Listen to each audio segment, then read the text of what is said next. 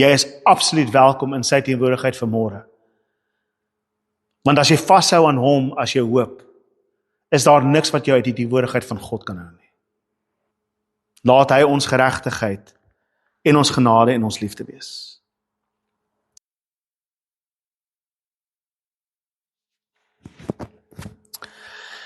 Julle kan slank vir my blaai na Romeine hoofstuk 7, en dit is 25 verse, so luister maar aandagtig na 25 verse van Paulus wat verskriklik deur mekaar praat en skryf, of dit lyk asof dit baie deur mekaar is.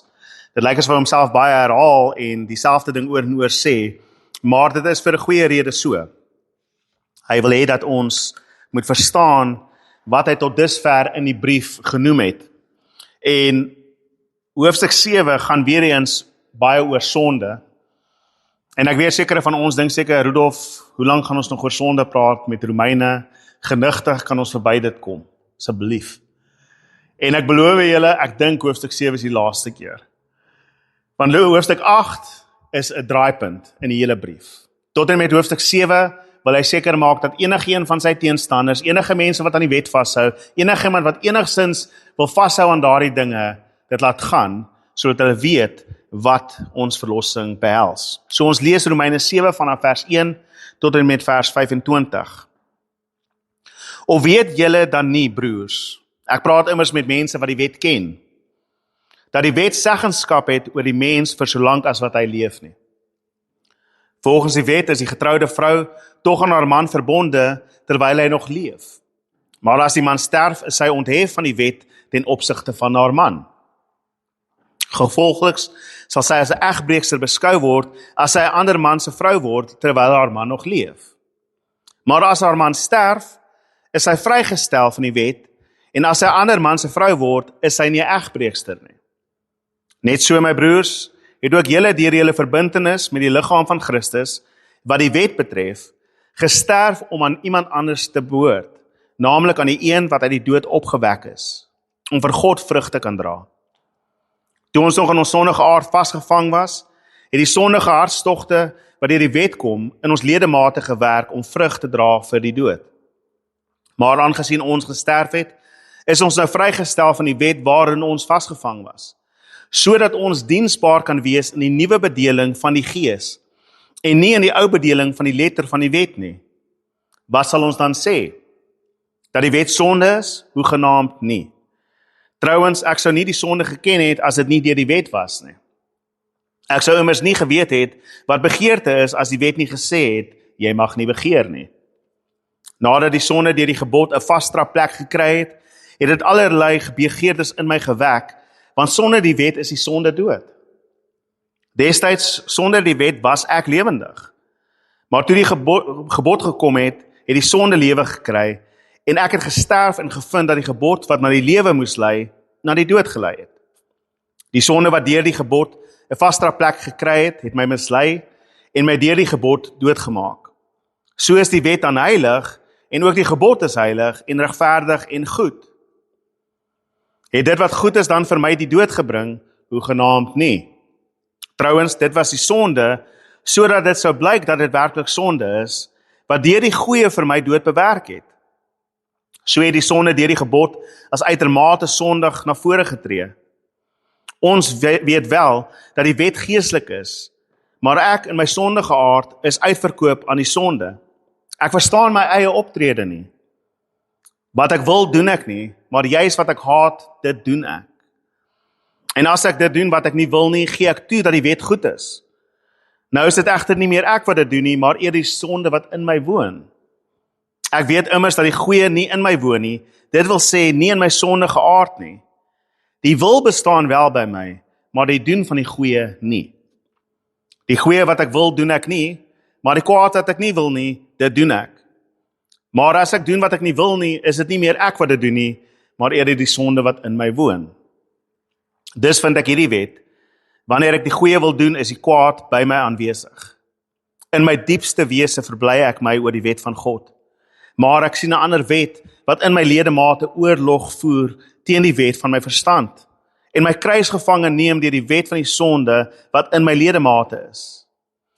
Ellendige mens wat ek is, wie sal my tog red uit hierdie doodsbestaan? Aan God die dank, deur Jesus Christus ons Here, so dien ek self dan met my verstand die wet van God, maar met my sondige aard die wet van die sonde. Net tot daar. Vader, ek bid, Here, dat U hierdie woord, Here God, sal lewendig maak in ons, deur die Gees wat in ons werk. Here, dat dit vrug sal dra, Here God, en dat dit eerbaar sal wees, en dat dit in ons 'n heilige wysheid sal kweek, Here. 'n begeerte, Here, om te leef vir U eer. Heilige Gees, dat U in ons sal werk, die werk wat U alleen kan doen. Dat U dit lewendig sal maak in ons, en dat U vir ons sal openbaar wat Paulus deur U geskryf het vir ons. Here Jesus, mag U verheerlik word. U ons leidsman, ons koning, ons Heer. U die een wat opgewek is uit die dode uit. U wat vir ons vooruit gaan. Ons hoof en die een aan wie ons behoort. Amen en amen. Nou, hierdie hoofstuk van Romeine 7 is seker een van die gevaarlikste hoofstukke in die brief. Dit is die hoofstuk wat gebruik word deur baie mense, baie groepe, om die idee te skep dat ons sonder wette kan leef. Dat dit anti-wet is, dat dit teen die wet is, dat hierdie hoofstuk vir ons die lisensie gee om die hele wet en alle wette weg te gooi, nie net die wette wat ons aan dink wat gevaarlik is nie, maar alle wette. Dat daar geen reëls vir ons is nie, daar is niks van ons op toepassing nie. En Petrus, dink ek, waarsku ons juis oor dit, en ek dink miskien het hy hierdie hoofstuk in gedagte, of hierdie gedeelte van Paulus se brief in gedagte. Want Petrus skryf in sy tweede brief, sê aan die einde van sy brief, hy sê, daar is baie mense wat die geliefde Paulus se woorde vat en verdraai. En hy sê, dit is moeilike woorde om te verstaan, en dit is hoekom hulle het verdraai tot hulle eie oneer, tot hulle eie ondergang, verdraai hulle dit. Want 'n mens kyk na 'n hoofstuk soos hierdie, en veral die laaste gedeelte van hierdie hoofstuk, sien jy dat Paulus sê dat, wel, ek wil nie sondig nie, maar partykeer sondig ek, maar omrede ek nie wou gesondig het nie, is dit nie my sonde nie.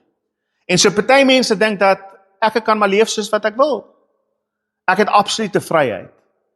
Daar is geen sonde meer vir my nie, daar is niks wat vir my weg is nie. Ek kan doen wat ek wil. Daar was inteendeel groepe gewees in die 2de eeu, wat gesê dat hierdie vlees is 'n sondige vlees, hierdie vlees gaan in elk geval verval. So jy kan enige oneer aan hierdie vlees doen, en dit maak nie saak nie. Jou gees is gered, en jou gees gaan gered word. So jy kan hierdie liggaam misbruik soveel soos wat jy wil, op watter manier ook al, sonder om skuldig te voel daaroor. En dit het natuurlik allerhande losbandigheid gewerk, en allerhande dinge gebring in mense se lewens, en dit is tog wat ons sien in die kultuur vandag.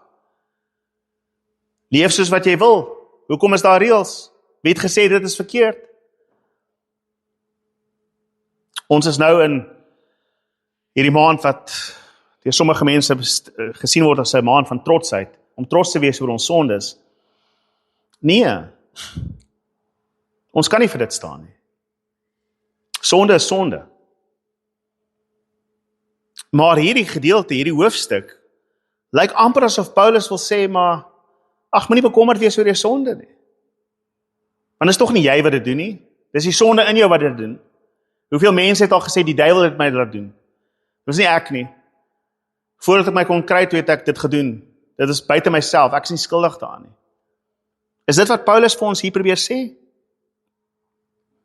Ek dink nie so nie, want ons het gesien hoofstuk 5 en ons gesien hoofstuk 6. Hulle wat lewend gemaak is in Christus, dit is onmoontlik om aan te hou sondig. Jy wat lewendig gemaak is vir Christus, wat opgewek is uit die dode uit, kan nie meer leef soos wat jy geleef het in die ou dae nie. Jy wil nie eens die begeerte hê om dit te doen nie. En so Paulus praat nooit goed van sy sonde nie. Maar sommige mense kyk na daai laaste gedeelte en sê, maar ja, ek is vrygemaak van my sonde, ek is vrygespreek, ek gaan hemel toe, ek kan doen wat ek wil. Wie is jy om vir my te sê dat ek nie hierdie mag doen nie en daai mag doen nie? So ons moet versigtig deur hierdie hoofstuk stap as ons wil verstaan wat Paulus vir ons wil sê. Hy begin hierdie gedeelte met 'n vergelyking tussen 'n man en 'n vrou wat in die huwelik tree. En hy sê dat daar is 'n wet wat bestaan, dat as 'n vrou getroud is met 'n man, behoort sy aan daai man. Natuurlik behoort die man ook aan die vrou. Hulle behoort aan mekaar. En terwyl daardie man leef, as sy met 'n ander man trou, dan is sy egbreekster.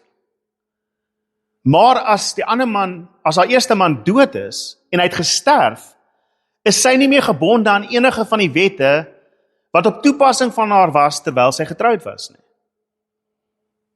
Wanneer ons gewoonlik mense trou, dan het ons daai rympie wat ons sê aan die einde, weet, totdat die dood ons skei. En party mense het hierdie gedagte dat ek gaan getroud wees nog na my dood. Jy weet, ek gaan my vrou of my man in die hemel kry en daar gaan ons by mekaar wees vir ewig. Nee.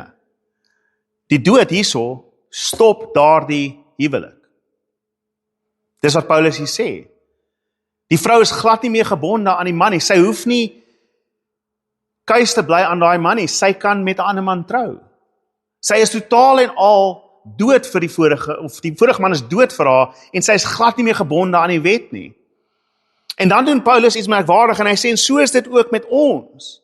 Ons het totale vryheid ontvang in Christus Jesus, want Christus het gesterf vir ons, en ons het in Christus gesterf. Hoofstuk 6, julle onthou dit. Deur die doop is ons verbintenis met hom, en daarom het ons gesterf saam met hom, en ons het die dood gesterf wat hy gesterf het. Ons ou natuur het gesterf, ons is nie meer getroud aan die ou natuur nie. En so daardie wet het nie meer seggenskap oor ons nie, net soos wat die wet nie seggenskap het oor die vrou nie. En so die wet het geen regulasies en geen reël in ons lewe meer nie. Ons is nie meer gebonde aan die wet nie. Beteken dit dan dat ons kan leef soos wat ons wil?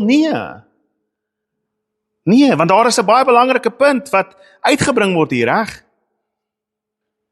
Ons het gesterf, of die sonde het gesterf, sodat ons aan iemand anders te kan behoort. Ek hou van hoe Paulus dit daar sê in vers 5. Ons het gesterf vir die wet, nie om alleen te wees nie, maar om getrou te wees aan Christus. Ons behoort nie meer aan die wet nie, maar ons behoort nou aan Christus. Ons moet dit verstaan, ons is nie vrygemaak om vry te wees en rond te hardloop nie. Ons is vrygemaak om aan Christus te kan behoort, sodat ons vrug kan dra vir God die Vader. Dis wat hy sê vir ons in vers 5. Ons is nie vrygemaak om 'n lisensie te gee om aan te gaan soos wat ons aangaan nie. Inteendeel, ons is vrygemaak om aan hom te behoort en alles te doen vir hom. En hy behoort aan ons, soos wat 'n man en 'n vrou aan mekaar behoort, is daar daai intieme verhouding. Natuurlik wil ek nie my Here seermaak nie. Ek wil doen wat hy wil hê ek moet doen. Reg? 'n Man en 'n vrou trou tog nie met mekaar en gaan heeltemal in verskillende rigtings en bly in verskillende huise en praat nooit met mekaar nie. Reg? Tog as jy getroud is, dan is julle by mekaar. Julle eet saam, julle doen alles saam. Julle gaan deur dik en dun. Goeie tye, moeilike tye. En daar is 'n intimiteit. Daar is 'n eenheid wat jy het met daardie ander persoon wat jy met niemand anders in hierdie wêreld het nie. So lief soos wat jy vir jou kinders is die een met wie jy getroud is nader aan jou as hulle, selfs as jou kinders. Ek weet ek praat nou in 'n perfekte huwelik, natuurlik is daar gebrokenheid in ons wêreld.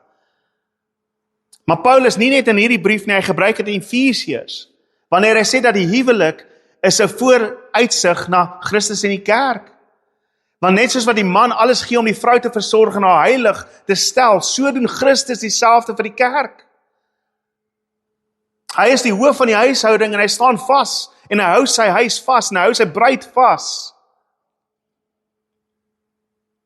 En natuurlik sal die bruid nie haar man onteer nie, nie rondhardloop nie agter sy rug dinge doen nie. En so Paulus het nie in gedagte dat ons vrygemaak is om te doen wat ons wil nie. Nee, ons is vrygemaak, ons het gesterf. Besef dit, ons is dood vir die sonde. En ons behoort nou aan hom, en hy behoort aan ons. Hy behoort aan ons. Die tweede punt wat hy maak in hierdie hoofstuk, in vers 6, en dit is 'n soort van half 'n voorsmaakie vir ons wat in Romeine 8 werk. Sê dat in die vorige bedeling was ons gebonde aan die hartstogte wat deur die wet gekom het, en ons het vrug gedra vir die dood. Maar nou in die nuwe bedeling van die Gees, lewe ons anderste. Daar is 'n nuwe bedeling, daar is iets wat verander het. Voorheen was ons dood in ons vlees, nou is ons lewend in die Gees. En interessant in hierdie brief van Romeine, tot met dusver, het Paulus nog net 3 keer gepraat van die Heilige Gees. In Romeine 1 vers 4 is dit na verwysing van Christus wat verklaar is as die Seun van God, deur die opstanding, deur die Gees van heiligheid. Dat Christus deur die Heilige Gees opgewek is in die Gees van heiligheid en daardeur verklaar is as die Seun van God.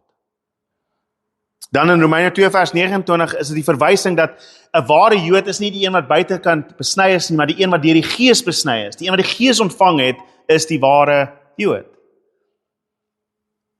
En dan in Romeine 5 vers 5 sê dat God het sy liefde aan ons bewys en sy liefde uitgestort in ons harte deur die Heilige Gees vir ons te gee. So net 3 keer in Romeine ons is al by Romeine 7 en net 3 keer praat hy van die Heilige Gees. En in hierdie hoofstuk praat hy net 1 keer en dit is in hierdie gedeelte wat hy sê dat in die nuwe bedeling van die Gees leef ons vir Christus. Dan in Romeine 8, 17 keer praat hy van die Gees. Hy gee ons nou 'n voorsmaakie van waant ons op pad is. Want in hoofstuk 8 gaan ons sien hoe leef ons deur die Gees. Nou gaan ons sien hoe leef ons in die vlees. Volgende week sien ons hoe leef ons deur die Gees. 14 verse, 17 keer noem hy die Gees in hoofstuk 8 alleen. En dan nie weer tot en met ek dink Romeine 11 nie. Maar Romeine 8 is die hoofstuk waartoe ons volgende week gaan en ek hoop julle almal is hier volgende week. As jy nie is nie, kyk dit aanlyn. Maar ons sien dat dit die nuwe bedeling is. So ons is vrygemaak, die dood het gesterf, of die sonde het gesterf in ons het gesterf, ons is dood vir dit. Ons is nou opgewek en ons behoort nou aan Christus. Is dit nie die wonderlikste gedagte wat jy kan hê vanmôre nie? Ek onthou een van my gunstelinge sonndagskoolletjies is, ek so bly ek behoort aan Jesus, ek so bly ek behoort aan Jesus. Wat 'n wonderlike lied. Ek is so bly ek behoort aan hom, want hy hou my vas. Hy het my verlos, hy het my gered, hy het my vrygekoop en ek behoort aan hom en daar is niemand wat sterk genoeg is om my uit sy hand uit te ruk nie. Prys die Here vir dit.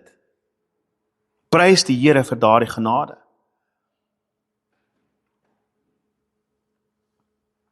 Die groot vraag kom dan op vanaf vers 7 tot 13. As ons dan vry is van die wet, wat 'n wet praat Paulus van hier? Nou sommige mense sê, okay, miskien praat Paulus net van, jy weet die wet van offers en rituele en tempeldiens en feesdae en sabbatdae en al die dinge wat jy moet gehoorsaam. Tog is dit nie wat ons sien in die konteks nie. Paulus wend hom na een van die eenvoudigste gebooie in die Bybel. Jy mag nie begeer nie. Behalwe vir die feit dat hy verwys na die egbreekster en jy mag nie egbreek pleeg natuurlik in die eerste gedeelte nie, is die enigste ander sonde wat hy regtig uitlig hier, jy mag nie begeer nie. En dit is tog die basissonde van ons almal, want ons begeer altyd dit wat ons nie wil hê nie, wat ons nie mag hê nie. Eva het die vrug begeer, reg? En so Paulus praat nie eers hier van die groot sonde en die groot wette nie, hy praat van daardie eenvoudige ding van jy mag nie begeer nie. En hy sê ons is vry van daai wet. Hy sê inteendeel, en dit is vreemd toe dit noem, hy sê toe ek nog nie die wet geken het nie, was ek lewendig? Beteken dit dat ons was okay geweest totdat ons die sonde geleer het? Ek onthou iemand vertel 'n storie een keer van die evangelis of die sendeling wat daar na die Amazon rainforest toe gaan en hy kry 'n klein groepie mense daar en hy begin met hulle te praat en leer hulle taal en sulke dinge. En hy vertel hulle van sonde en wat verkeerd is. En die leier van die groep mense daarso sê toe, maar hoekom het jy my vertel van die sonde? As ek nie geweet het daarvan nie, dan was ek vry. Maar nou het jy my vertel van die sonde en nou is ek dood. En dit is wat Paulus hier sê, voordat ek geweet het wat verkeerd is, het ek net geleef. Nou het jy vir my gesê dit is verkeerd om dit te doen en nou is ek dood. Maar as jy nie vir my gesê het nie, dan was ek lewendig. Ons het daar dieselfde gedagte in ons hart, wanneer jy afgetrek word deur die verkeerskonstabel, omdat jy te vinnig gery het, dan vra hy altyd daai dom vraag wat jy die antwoord voor ken. Het jy gesien wat die spoedgrens is op die bordjie 2 kilometer terug? En ons almal soos idiote antwoord, nee ek het nie. Asof hy ooit gaan sê, ag ek is jammer. Ek het nie geweet, jy het nie geweet dit is die spoedgrens nie. Jammer, jy kan maar ry, gaan maar. Het dit al ooit met julle gebeur dat hy vir jou sê jy kan maar ry? Nee. Natuurlik gaan hy vir jou kaartjie uitskryf. Hy sal jou vat na die bordjie en sê maar jy moes geweet het. Waar het jy jou lisensie gekry? Jy weet wat die spoedgrens moet wees. En so mense het hierdie gedagte dat as ek nie geweet het iets is verkeerd nie, dan is dit nie sonde nie. En hulle gebruik gewoonlik hierdie hoofstuk om soort van dit te staaf en dis nie wat Paulus bedoel nie. Want hy sê later dat die wet het geopenbaar dat dit sonde was. Dit was nog altyd sonde. Dit was nog altyd sonde, dit was nog altyd verkeerd. God is nog altyd 'n heilige God. Die sonde of die wet het net gewys dat wel dit is sonde. Dit is nie dat dit verkeerd was voor die tyd nie, dit was verkeerd nog die hele tyd. Jy kan nie wegkom van daai verkeerskonstabel af nie. Maar wat Paulus wel hierso sê, en hy vat ons eintlik terug na die begin toe. Hy sê sonder die wet was daar nie sonde nie. Daar was nie, die sonde het nie krag gehad nie. En dink daaraan, daar was geen sonde in die tuin met Adam en Eva nie. Maar die oomblik toe die Here 'n boom daar sit en sê jy mag nie van hom eet nie. Skielik is daar 'n wet. Kan van al die vrugte eet, net nie daai een nie. En so ons eet van daai vrug. En skielik is daar sonde. Maar as die Here nie die boom daar gesit het nie, was daar nie sonde nie. As die Here die gebod in die eerste plek nie daar gesit het nie, sou dit nie verkeerd gewees het om van daai boom te geëet het nie. Jy sou van daai boom kon geëet het en nie eens geweet het daar's iets verkeerd met dit nie.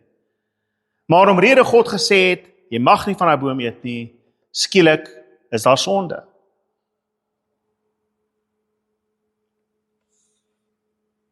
En die mens mag al dink, maar wel, dan moes die Here net nooit die boom daar gesit het nie. Maar die Here wou gehad het ons moet weet. Hy is heilige God en ons is nie. Ons is swak. En baie mense mag al dink, maar okay, gaan ons net terug tot by Moses se wette?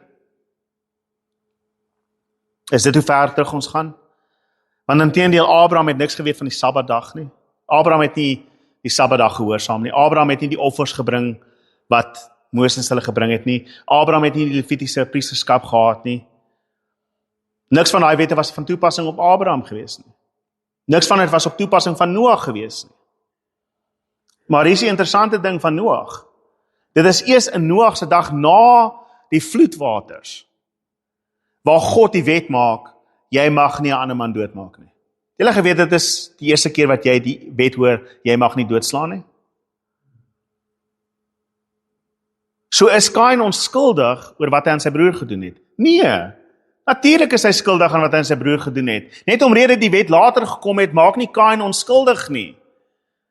Al het die wet eers omtrent 2000 jaar later gekom, is hy nog steeds skuldig aan die feit dat hy sy broer doodgeslaan het. Maar hy is nie tot dood veroordeel nie.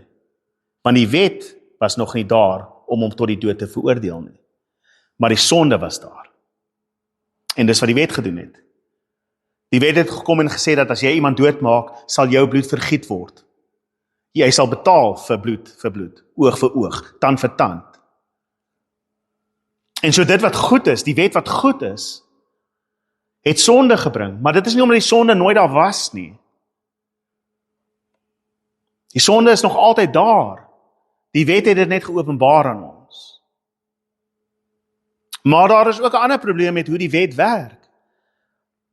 Want Paulus sê hier 'n baie interessante ding.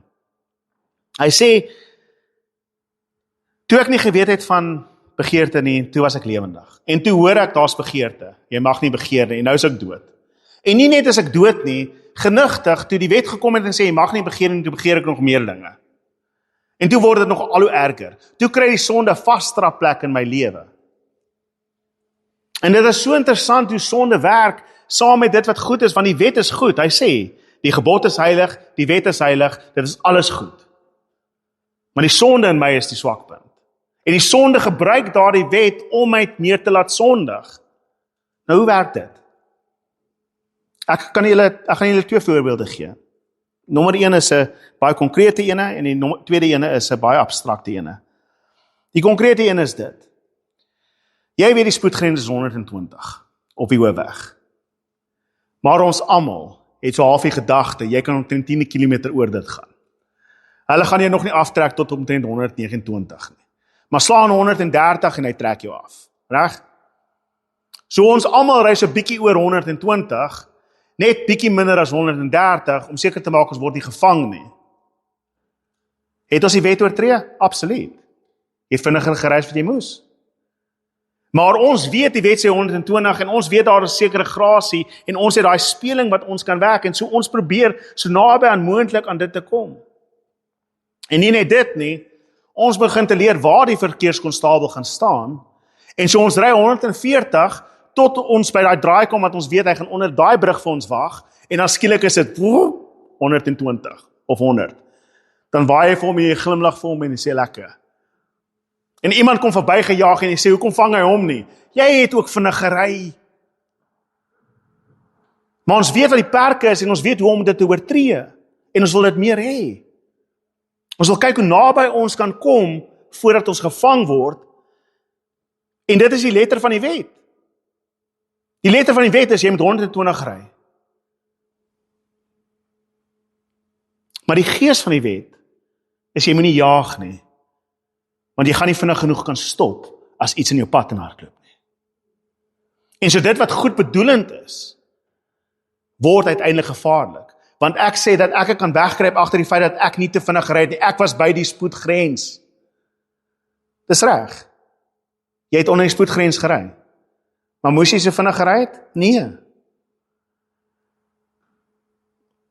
Want dit was bietjie donkerder geweest as wat gewoonlik is. Daar was bietjie mis, daar was bietjie reën.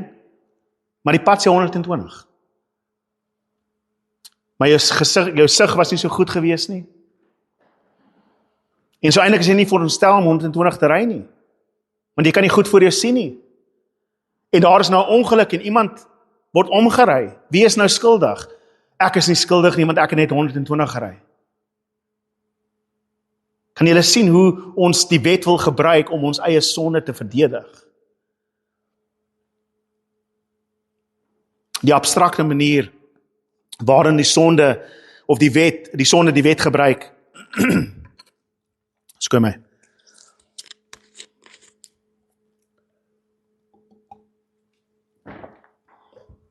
Die abstrakte manier is wanneer, en ek dink dis wat Paulus hier gebruik, wanneer ek sê ek mag nie begeer nie. En ek wonder of dit by julle partykeer gebeur. Ek mag nie begeer nie, en skielik dink ek, is daar iets wat ek nie begeer nie? En dan begin ek te dink aan die dinge wat ek begeer. En hoe meer ek dink aan die dinge wat ek begeer, hoe meer begeer ek die dinge wat ek begeer. Maar ek het nie eens daaraan gedink, totdat iemand my gesê het, ek mag nie begeer nie. Reg? Jy was besig om te werk, jy was besig om niks sonde te doen nie, en iemand sê vir jou, onthou, jy mag nie iemand begeer vandag nie. Jy mag nie 'n ander man se vrou begeer nie. En skielik dink jy, maar ek begeer nie vir Susan nie. En skielik besef maar, hoekom het ek haar genoem? En skielik begin jy dink, maar wag, is daar iets anders wat ek nie begeer nie? Is daar iets? Daar's nie so staan in my lewe nie, julle. Maar kan julle sien hoe dit gebeur? En skielik begin jy te dink oor dinge. Jy begin te dink oor jou sonde, jy begin dit begin jou gedagtes oor te vat. En voor jy jouself kon kry, dan sondig jy, dan begeer jy. Dan begeer jy nie net die man se vrou nie, jy begeer sy huis, sy werk, sy kar, sy yskas, wat ook al hy het. En jy was heeltemal gelukkig voordat jy gedink het aan ek mag nie begeer nie en onmiddellik is dit wat se goeders mag ek nie begeer nie. Is dit verkeerd? Is dit verkeerd? Is dit verkeerd? En jy begin jouself in daardie sonde in te dompel en dit is jou gedagtes. En daar begeer jy dinge wat jy nie eens begeer het voor die tyd nie. Julle kan nie vir my sê dit gebeur nie met julle nie, want ek weet julle lieg. Ons is almal mense. En dit is hoe die sonde 'n oorhand oor ons kry. Maar die wet self is heilig. En so Paulus kom voor 'n groot moeilikheid te staan, 'n probleem wat hy self mee worstel. In die laaste gedeelte van hierdie hoofstuk vanaf vers 14 tot 25. En dit is die worstelstryd wat ek dink baie van ons het. Sommige mense sukkel met hierdie gedeelte van Paulus se skrywe, want daar is 3 maniere om na te kyk. Een manier is om te sê dat Paulus praat van sy lewe voordat hy gered is. Dat toe hy nie gered was nie, toe kan hy homself nie gehelp het nie. Hy het gedoen wat hy moes gedoen het. So Paulus se verwysing in die laaste gedeelte is nie jou Christelike lewe van oorwinning nie. Dit is jou lewe voordat jy gered is, en so jy is heeltyd besig met sonde. Maar die probleem is, hy sê daar, in my verstand heilig ek die wet, maar my liggaam wil dit nie gehoorsaam nie. So, Paulus gebruik die teenwoordige tyd in die hele gedeelte, so hy is besig om self te worstel met sy liggaam. En so dit is die tweede manier hoe jy kyk na dit is, Paulus is eenvoudig besig om te sê, hierdie is die worstelstryd waarmee ons almal besig is. Ons wat gered is veral. En ek dink dit is die regte lesing, dat hy praat van hierdie is die worstelstryd wat ons het. Ons is in 'n oorlog betrokke met ons eie vlees. Die derde manier hoe mense na hierdie ding kyk is om te sê Paulus het dit nie geskryf nie. Dis die domste argument ooit. Die eenvoudige lees van hierdie gedeelte en hoofstuk 8 by, dink ek openbaar aan ons die feit dat ons almal sukkel met die sonde in ons lewens. Want hier is die eenvoudige waarheid. Toe jy nie gered was nie, het jy nie gesukkel met sonde in jou lewe nie, want jy het nie gedink dis sonde nie. Maar nou dat jy gered is, nou dat jy weet wat reg is, nou skielik besef jy, daar is so baie sonde in my lewe. So baie. En 'n mens sien dit in Paulus se roepie aan die einde, wanneer hy sê, elendige mens wat ek is, wie sal my red van dit? Hierdie doodsbestaan, hierdie siklus van, ek wil dit nie doen nie, dan doen ek dit. Dit wat ek wel wil doen, doen ek nie. Dis moeilik om die regte ding te doen, dis maklik om die verkeerde ding te doen. En ons almal weet dit, ons worstel met dit in ons eie lewens. Ons doen dinge sonder om daaraan te dink wanneer dit verkeerd is. Maar wanneer ons iets goeds moet doen, dan is dit 'n worstelstryd. Enigeen wat al ooit vir homself gesê het, luister, ek gaan elke oggend 6:00 vir 'n halfuur Bybel lees. En daai eerste oggend opgestaan en al klaar begin worstel met, is 'n halfuur regtig nodig? 5 minute is oukei. Kom ek begin klein, ek gaan 5 minute doen.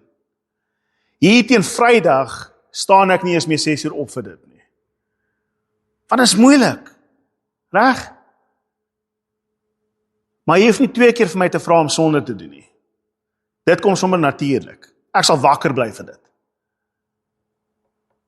Ek praat nou soos 'n mens, ek praat nou soos wat Paulus hier so sê, met die mens, met ons bar natuur.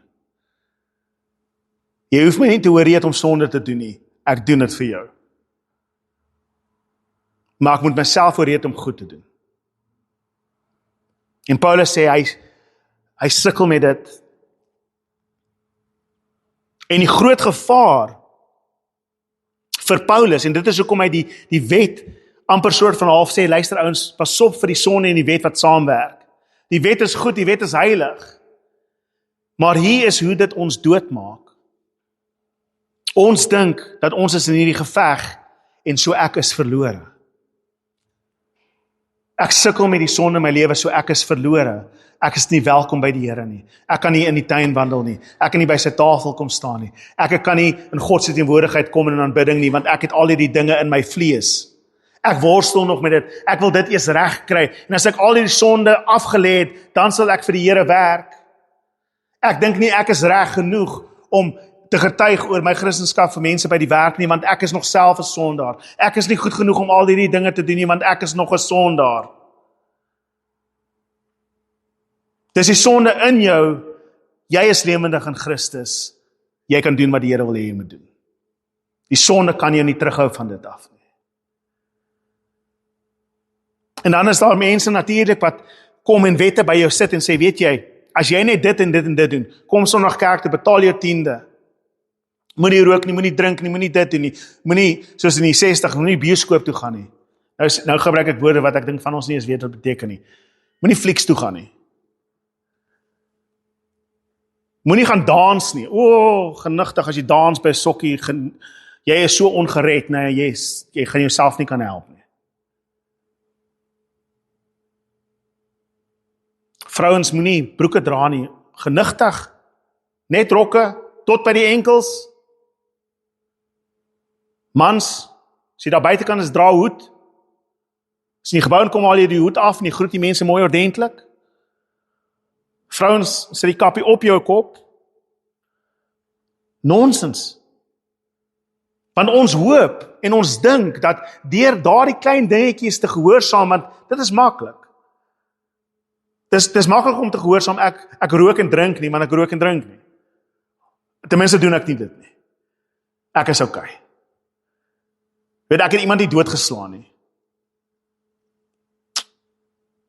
Maar jy haat iemand, en ons het so 'n paar weke terug dit gesien, as jy jou broer haat, het jy moord gepleeg. Sien, ons dink deur die wet kan ons sekere dinge daar stel, en solank ek gehoorsaam is aan die wet wat ek vir myself bepaal het, is ek okay. En Paulus sê, nee, ons kan nie.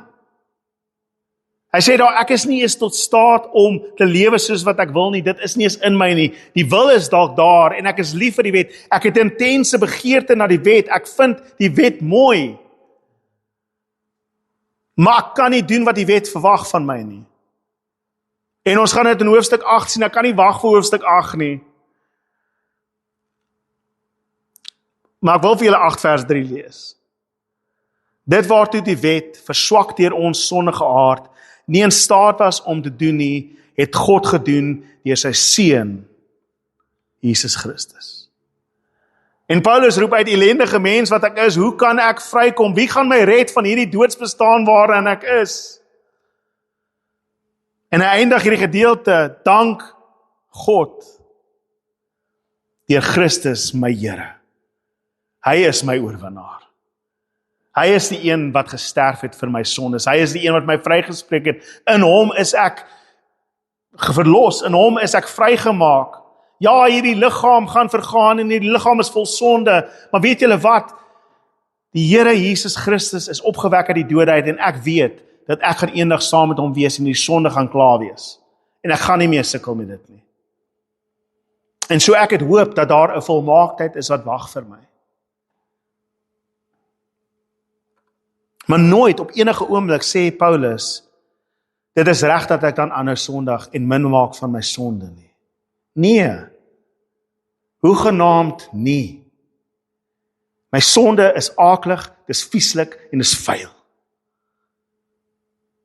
Maar my Christus is heilig en mooi en skoon. En so die enigste hoop wat ek het, die enigste geregtigheid waarop ek kan staatmaak vir môre, is dat ek aan Christus Jesus behoort en hy aan my. En daarom sal ons hoofstuk 8 sien, niks kan my skei van die liefde wat ek in God het, deur Christus Jesus my Here nie. En so vanmôre wil ek jou bemoedig. Ek weet ons is betrokke in 'n worstelstryd met sonde, maar moenie opgee nie. Daar gaan 'n dag kom wat alles verander word, en wanneer ons verheerlikte liggame gaan kry. En baie keer mag jy voel asof jy so ver geval het dat die see jou nie kan skoon was nie, maar ek wil vanmôre vir jou herinner, Christus Jesus het vir dit alles betaal. Jy is absoluut welkom in sy teenwoordigheid vanmôre. Want as jy vashou aan hom as jou hoop, is daar niks wat jou uit die teenwoordigheid van God kan hou nie. En so jy is welkom by die Here vanmôre. Laat hy ons geregtigheid en ons genade en ons liefde wees. Vader, mag ons vanmôre dit diep in ons harte en ons wesens besef, o Here, dat ons sal weet wat dit beteken om gered en verlos te wees deur Jesus Christus ons Here. Here, dat ons nie wil hinker na die wêreld en na die sonde van die wêreld nie. Here, dat ons nooit goed praat van enige van ons sondes nie. Maar Here, dat ons terselfdertyd nie so vasgevang is in die wet en om te kyk of ons deur die wet onsself gehoorsaam kan maak nie, Here. Maar dat ons net absoluut sal hardloop na die kruis van Jesus Christus toe en ons vlees daar kruisig en doodmaak, Here. En mag ons begeerte wees om te doen wat reg is en te doen wat goed is. Om te sorg vir ons medemens. Om U te eer met alles wat ons het. Here, dat ons net eenvoudig ons krag en energie sal spandeer op dit. Om nederig te wandel voor ons God. En geregtigheid te laat geskied. U vra niks meer nie. Maar Gees van God, help ons in ons swakheid, want ons kan dit nie doen in ons menslikheid nie. Ons sondige aard veg teen ons, Here, dit skeer ons in twee. En so ek vra, Here, gee ons genade vanmôre. Versterk ons, Here God, in ons gees. En mag ons leef vir U eer. Amen en amen. Dan wil ek net bid vir Charlene, wat nou nie laasweek was op haar verjaarsdag nie. Sy moes gekom het op haar verjaarsdag, ons kan bid vir haar verjaarsdag, maar kom ons bid nou maar hierdie Sondag vir haar. Strek julle hande uit na. Vader, ek dank U, Here God, vir U genade oor Charlene se lewe, Here. Dankie dat U haar gespaar het vir nog 'n jaar, en ons weet, Here, dat U haar gaan spaar vir nog veel jare meer. Ek bid U seën oor haar. Ek bid, Here God, dat U haar sal versterk in alles. Here, dat U haar hart sal sterk maak, Here God, haar gemoed sal rustig maak, Here, dat sy deur hierdie jaar sal gaan in die gees en in die krag, Here God. Here, dat sy sal weet dat U is met haar elke tree, elke stap wat sy vat, Here God, elke plek waartoe sy ry, Here, wat ook al sy doen, Here God, by die werk of by die huis, waar sy ook al is, dat U haar sal seën in alles. Ek bid U genade oor haar, mag sy 'n geseënde, vreugdevolle jare in U het, in Jesus naam. Amen en amen. En dan wil ek net bid vir hulle wat siek is. So kom ons sluit gou die hoofde. Vader, ek wil dan ook net besonders bid vir hulle wat vanmôre nie gesond is nie, Here. Ek bid vir Tannie Elsabie, dat U met haar sal wees, Here, met haar bene en haar knieë, Here God, dat U haar sal versterk. Here, dat U met haar sal wees deur hierdie moeilike tye wat sy mee worstel, Here God.